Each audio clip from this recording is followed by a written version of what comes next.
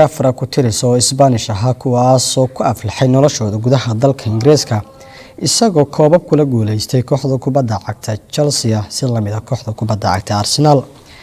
لاعبkan qadka dhexe reer Spain Cesc Fabregas ayaa fariin cajiib ah u diray saaxiibadiisii hore ee Chelsea kadib markii uu uga dhaqaaqay Monaco heshiis gaaraya ilaa 2022 waana waqti lagu tilmaami karo gabagabadiisa xirfadda dhanka kubadda cagta.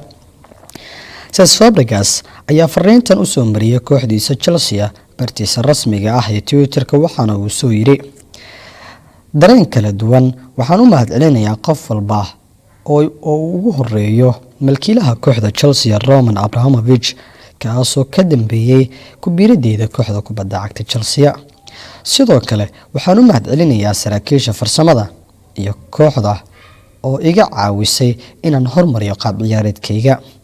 sidoo kale saaxiibadeyda ayaa iga caawiyay inaan kula guuleysto tartamo kala duwan iyo sidoo kale taageerayaasha kooxda oo u muuqanaya kuwa aad u qurux badan.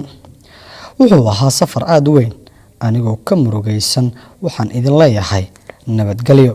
Cesc Fabregas ayaa wuxuu fariintiisa ku soo gabagabeeyay waan idin xiisi doonaa dhammaantiin waxaan idin rajeynayaa inaad guul iyo mustaqbal wanaagsan la gaartaan kooxda Chelsea waana hadal uu ku tilmaamayay maamulka xidigaha iyo waliba xitaa malkiilaha kooxda kubadda cagta Chelsea uu ku tilmaamay inuu yahay mid aad iyo aad u wanaagsan. fariintan ayuu bartiisa Twitter-ka Cesc Fabregas ku soo qoray waxaana qaatay majalladooyin badan oo iyagu dhanka Twitter-kan wax ku qora oo tilmaamay in hadalkan uu yahay mid qurux badan.